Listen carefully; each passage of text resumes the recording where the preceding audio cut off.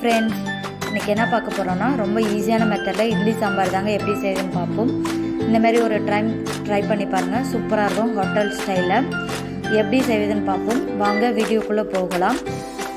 ஒரு குக்கர் எடுத்துக்கோங்க. 1 கப் அளவுக்கு துவரம்பருப்பு எடுத்துருக்கேன், அதையும் இது கூட ஆட் பண்ணிக்கலாம்.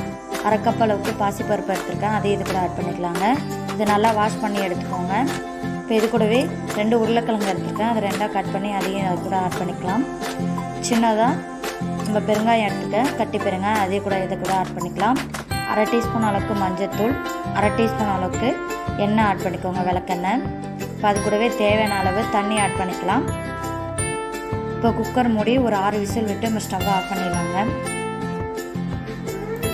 இப்போ ஒரு பேன் எடுத்துக்கோங்க, 5 டீஸ்பூன் அளவுக்கு எண்ணெய் விட்டுக்கோங்க.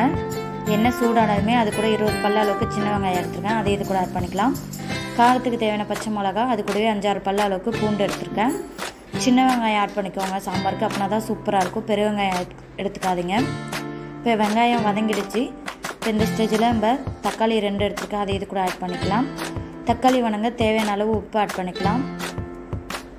இப்போ தக்காளியை நல்லா வதக்கிக்கோங்க. இப்போ தக்காளி வணங்கிடுச்சு. இப்போ இது கூடவே வெஜிடபிள் ஆட் பண்ணிக்கலாம். நான் கொஞ்சமாக கேரட், அது கூடவே பீன்ஸ் எடுத்துருக்கேன், நீங்கள் எந்த வெஜிடபிள் வேணுன்னா கூட ஆட் பண்ணிக்கலாம். இப்போ 1 டீஸ்பூன் அளவுக்கு சாம்பார் பொடி எடுத்துருக்கேன், அதை இது கூட ஆட் பண்ணிக்கலாம். இப்போ 2 நிமிஷத்துக்கு மூடி வச்சிடலாங்க. மசாலா ஸ்மெல்லாம் போக 2 நிமிஷம் ஆகிடுச்சு. மசாலா ஸ்மெல்லாம் போக எண்ணெய் நல்லா பிரிஞ்சு வந்துருக்கு. இப்போ நம்ம வேக வச்ச பருப்பு தண்ணியை இது கூட ஆட் பண்ணிக்கலாம். பருப்பை நல்லா மசிச்சு விட்டுக்கோங்க கரண்டியால், அதையும் இது கூட ஆட் பண்ணிக்கலாம். இப்போ தேவையான அளவு உப்பு ஆட் பண்ணிக்கோங்க. இது கூட சாம்பார் இப்போ நல்லா கொதிச்சு வருதுங்க. இப்போ இது கூட வேக வச்ச உருளைக்கிழங்கு அந்த தோல் நீக்கிட்டு சின்னதாக கட் பண்ணி இது கூட ஆட் பண்ணிக்கலாம். இப்போ மெயின் சாம்பாருக்கு சேர்க்க வேண்டியதே இதாங்க. 4 டீஸ்பூன் அளவுக்கு நான் இது எடுத்திருக்கேன் மாவு, அது தண்ணி ஊற்றி நல்லா கரைச்சிக்கோங்க. அது சாம்பார் கூட ஆட் பண்ணிக்கலாம். இப்போ ஒரு 10 நிமிஷம் மூடி வச்சிடலாம். சாம்பார் நல்லா கொதிச்சு வருது பாருங்கள்.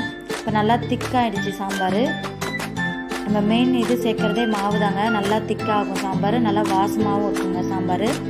இந்தமாரி ஒரு டைம் செஞ்சு பாருங்கள். சாம்பார் ரெடிங்க. இப்போ தாளிச்சிடலாம். நம்ம ஒரு பேன் எடுத்துக்கோங்க, ஒரு 4 டீஸ்பூன் அளவுக்கு எண்ணெய் விட்டுக்கோங்க. எண்ணெய் சூடானதுமே அது கூட 1 டீஸ்பூன் அளவுக்கு கடுகு உளுத்தம்பருப்பு எடுத்துருக்கேன், 1 டீஸ்பூன் அளவுக்கு பெருஞ்சீரகம், இப்போ அது கூடவே ஒரு 4 வர மிளகாய் எடுத்துருக்கேன், அதை இது கூட ஆட் பண்ணிக்கலாம். கொஞ்சமாக பெருங்காயத்தூள் ஆட் பண்ணிக்கோங்க. இது கூடவே தேவையான அளவு கருவேப்பிலை ஆட் பண்ணிக்கலாம். இது நல்லா பொரிஞ்சு வருது. இப்போ ஸ்டவ்வை ஆஃப் பண்ணிடலாங்க. நம்ம சாம்பாரில் இப்போ தாளித்து கொட்டிடலாம். அவ்வளோதாங்க, ரொம்ப ஈஸியான மெத்தடில் ஹோட்டல் ஸ்டைலில் சாம்பார் ரெடிங்க. 10 நிமிஷத்தில். இந்தமாரி ஒரு டைம் செஞ்சு பாருங்கள், சூப்பராக இருக்கும்.